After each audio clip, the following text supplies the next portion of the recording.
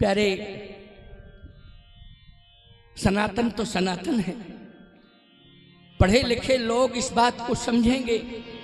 Doctor father Camille Bulcke Belgium से आए थे ईसाइयत का प्रचार करने के लिए भारत में। ईसाइयत का प्रचार करने के लिए भारत में आए थे डॉक्टर फादर कामिल बुल्के। लेकिन एक बुल्के रामायण भी है, साहित्य में बुल्के रामायण। वो डॉक्टर फादर कामिल बुल्के ने रामायण को पूरा पढ़ा था, बालकांड से लेकर के उत्तरकांड तक, और फिर रामायण पर उन्होंने मीमांसा की और एक रामायण लिखी उन्होंने तुलसी कृत रामचरितमानस के आधार पर सारांश निकाल करके, बुल्के रामायण। अब बताओ भाई, ईसाई भारत में आया और बेल्जियम से आया था और ईसाइयत का प्रचार करने के लिए आया था, धर्म परिवर्तन कराने का संकल्प लेकर के आया था, लेकिन वो रामचरितमानस का श्रोता बन गया। श्रोता बन गया। बोलो, हृदय परिवर्तन हुआ कि नहीं हुआ? कैसे हुआ, इस बात को भी सुन लो। इसलिए मैं कहता हूं कि हर गांव में, हर गांव के घर में रामायण होनी चाहिए। रामायण को घर घर में पढ़ा जाना चाहिए। रामायण को प्रत्येक व्यक्ति पढ़े। क्यों? हृदय परिवर्तन। डॉक्टर फादर कामिल बुल्के ने एक गांव में ईसाइयत का प्रचार करके धर्म परिवर्तन कराने का संकल्प लिया था, लेकिन जैसे ही पहुंचे तो मोहल्ले में रामायण हो रही थी। वहां 50 थी तो एक चौपाई कान में पड़ी, धन जन्म जग तीतलतासु उपित ही प्रमोद चरित सुन जासु।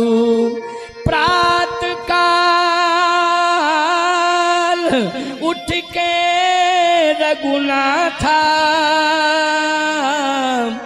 मातु पिता गुरु नामहि माथा। करतल होय पदारथ ताके, प्रिय पितु मातु प्राण सम जाके। हिला दिया डॉक्टर फादर कामिल बुल्के को इन मानस की चौपाइयों ने। आंखों से आंसू गिरने लगे, करुणा आ गई। यह है भारत, यह है भारत का चरित्र, यह है हिंदुओं का चरित्र। धन्य ये ग्रंथ, कौन सा ग्रंथ है, इसका नाम क्या है, जरा मैं सुनना चाहता हूं। जब पलट के देखा तो लिखा था रामचरित्र मानस। डॉक्टर फादर कामिल बुल्के ने कहा, अब मैं पूरी रामायण को जिंदगी में एक बार अवश्य पढ़ूंगा, अवश्य पढ़ूंगा, अवश्य पढ़ूंगा। उन्होंने अपने जीवन चरित्र में लिखा है, विश्वास कर लेना आप, डॉक्टर फादर कामिल बुल्के की रामायण को मंगाना, उसमें लिखा हुआ है, उन्होंने भूमिका में लिखा हुआ है। आप निवेदन किया है, जिंदगी भर भारत में रहे, भारत छोड़ के नहीं गए। हृदय परिवर्तन हो गया, मैं पूरी रामायण को पढ़ूंगा। और जब उन्होंने संपूर्ण रामायण को पढ़ा तो एक ही बात मुख से निकली। क्या निकली? सुन लो हिंदुओं, कान खोल करके मेरी बात को सुन लो।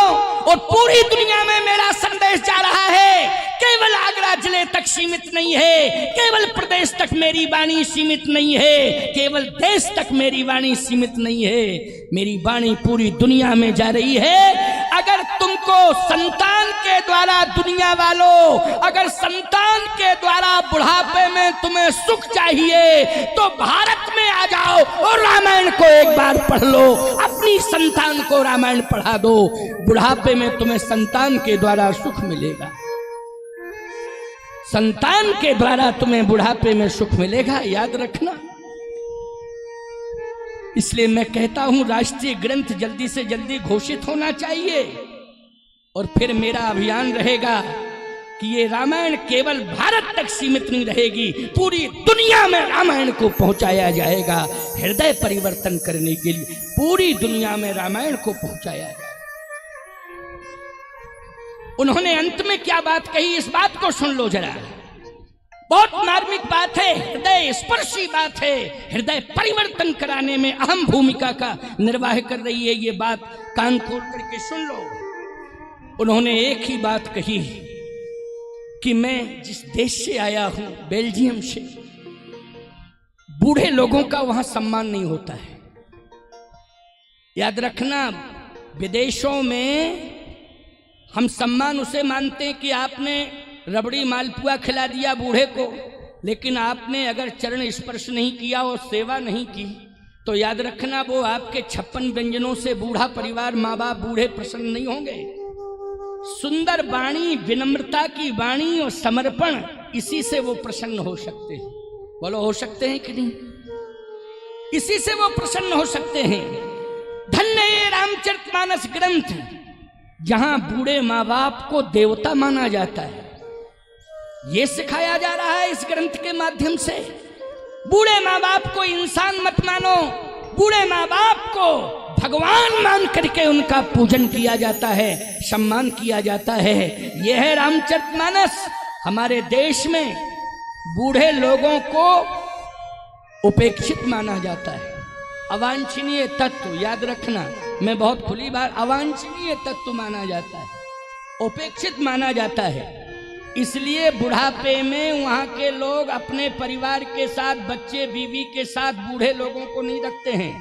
वहाँ एक व्यवस्था सुंदर दे देते हैं, हम ये विरोध नहीं करना चाहते हैं, लेकिन वो वृद्धालय में ही रखते हैं। व्यवस्था बहुत सुंदर दे दी जाती है, रुपया पैसे से सारी व्यवस्था कर दी जाती है, लेकिन वो उनकी सेवा में समय नहीं देते हैं। बोलो भाई, वो संपत्ति दे देते हैं लेकिन समय नहीं देते हैं। ईमानदारी के साथ बताओ, बुढ़ापे में तुम्हें संपत्ति चाहिए कि संतान के द्वारा थोड़ा समय चाहिए? बोलो, थोड़ा समय चाहिए। और मैं कहता हूं कि यदि आपकी संतान बहुत दूर है आपसे, क्योंकि वो नौकरी कर रहे हैं, वो देश में नहीं दूसरे देशों में है, लेकिन आज अगर भारत की संतान विदेशों में भी रह रही है, संस्कार हैं और घर में बूढ़े माँ बाप हैं, तो बोलो अमेरिका से भी रोज भारत में बूढ़े माँ बाप से बात होती है कि नहीं होती है? जल्दी बताओ, बात होती है कि नहीं होती है? अब तो मोबाइल की क्रांति में लाइव बात चलती है। बोलो, चलती है कि नहीं चलती है? लेकिन विदेशी लोग ऐसा नहीं करते हैं। ये तो हमारे भारतीय संस्कृति में पले हुए हमारे बच्चे, हमारी बेटियां ही ये भाव मानती हैं, वो ये उनकी विचारधाराएं हैं, वो इस तरह से उनका माता पिता के प्रति प्रेम है कि हजारों किलोमीटर दूर रहने के बाद भी वो माँ बाप से बात करना चाहती हैं। कौन? हमारी बेटियां, हमारे बेटे। बोलो, करना चाहते हैं कि नहीं? भले ही चाहे 5 मिनट के लिए बात हो। ईमानदारी से बताओ। याद रखना, ये मानव शरीर नहीं कह रहा है, ये मानव शरीर के अंदर सुंदर संस्कार कह रहा है कि हमें माँ बाप से जरूर बात करनी चाहिए। ये हमारा संस्कार हमें मजबूर कर रहा है बात करने के लिए। डॉक्टर फादर कामिल बुल्के ने कहा, मैं ईसाई हूं, पुनर्जन्म पर विश्वास नहीं करता हूं। रांची में उन्होंने जो Ramayan, doctor father Camille Bulcke ने रांची में रामायण लिखी थी। झारखंड में है आजकल रांची, पहले बिहार में, झारखंड की राजधानी बन गया रांची। उन्होंने अंत में लिखा, जब मरने लगे तो एक वाक्य कहा उन्होंने कि मैं ईसाई हूं, पुनर्जन्म पर विश्वास नहीं करता हूं, लेकिन यदि मेरा पुनर्जन्म हो तो भारत में हो, और कुछ करने के लिए नहीं, सिर्फ रामचरितमानस पढ़ने के लिए मेरा जन्म होना चाहिए। रामचरितमानस पढ़ने के लिए, क्योंकि पूरा रामायण पढ़ने के बाद भी अभी मैं तृप्त नहीं हुआ हूं। इतना भावों से भरा हुआ ये ग्रंथ है, अभी भी मैं तृप्त नहीं हुआ हूं। मेरा दोबारा जन्म हो तो भारत में हो, केवल रामायण पढ़ने के लिए। इसलिए हृदय परिवर्तन केवल ऐसा नहीं कि हिंदुओं का ही होता है। अगर मन से कोई सुन ले और समझ ले, ईसाइयों में भी हृदय परिवर्तन हो जाता है, मुसलमानों में भी हृदय परिवर्तन हो जाता है। ईमानदारी से बताओ, रसखान का नाम सुना आपने? रहीम जी का नाम सुना आपने? बोलो भाई, जिंदगी भर रहीम जी चित्रकूट धाम में रहे। रहीम जी ने चित्रकूट धाम से प्रेम किया है और रसखान ने ब्रजधाम से प्रेम किया है। प्यारे, बोलो, किया है कि नहीं किया है? लेकिन हृदय परिवर्तन करने के लिए रामायण को पढ़ना पड़ेगा। बोलो पढ़ना पड़ेगा कि नहीं पढ़ना पड़ेगा रामायण को? रामायण को पढ़ोगे तो याद रखना, ये संकीर्ण विचारधारा में जो तुम बंधे हो उससे कोसों दूर हो जाओगे। संकीर्ण विचारधारा से तुम बंधे हो, कोसों दूर हो जाओगे प्यारे, और तुम्हारे अंदर विश्व बंधुत्व की भावना का प्रादुर्भाव हो जाएगा। विश्व कल्याण का भाव तुम्हारे जीवन में आ जाएगा। और आपको मालूम है, केवल एक नारा भारत के मंच से ही दिया जाता है और दुनिया में किसी मंच से नहीं दिया जाता है। केवल एक नारा भारत के मंच से दिया जाता है, और वो भी कोई राजनीतिक मंच से नहीं दिया जाता है, सनातन धर्म के मंच से दिया जाता है कि विश्व का कल्याण हो, विश्व का कल्याण हो। बोलो ये नारा सनातन धर्म के मंच से दिया जाता है कि नहीं? और केवल भारत की भूमि से ही उद्घोष किया जाता है विश्व का कल्याण हो। इसलिए विश्व बंधुत्व की भावना से ओतप्रोत है हमारा भारत। इसलिए आज बहुत सरल उपाय में बता रहा हूं कि रामायण को पढ़ना है। रामायण को पढ़ना है। ये आवश्यक नहीं है कि किसी मंदिर में बैठ करके ही रामायण पढ़ी जाए। आप ऑफिस में बैठे हैं तो मोबाइल में रामायण है। बोलो है, मोबाइल में संपूर्ण रामायण है, सर्च करिए आप, और आप ऑफिस में बैठ करके भी 10-20 मिनट पढ़ सकते हो। और मैं एक बात बताऊं, आप किसी प्रतिष्ठान पर बैठे हैं, व्यापारी हैं, वहां प्रतिष्ठान पर भी आप रामायण पढ़ सकते हैं। आप किसान हैं, खेत खलियान में भी रामायण आप पढ़ सकते हो। कोई भी धर्माचार्य विरोध नहीं करेगा कि रामायण खेत खलियान में नहीं पढ़ी जाती है। कोई भी धर्माचार्य विरोध नहीं करेगा कि रामायण दुकान पे पढ़ी जाती है। कोई भी धर्माचार्य विरोध नहीं करेगा कि ये रामायण किसी कार्यालय में नहीं पढ़ी जाती। ग्रंथ को देख करके व्यक्ति में भले ही कोई बात आ जाए, लेकिन मोबाइल के अंदर आप पढ़ रहे हो तो बोलो भाई, कोई माई का लाल रोक टोक सकता है आपको? जल्दी बताओ, बोलो भाई, कोई माई का लाल नहीं रोक सकता है।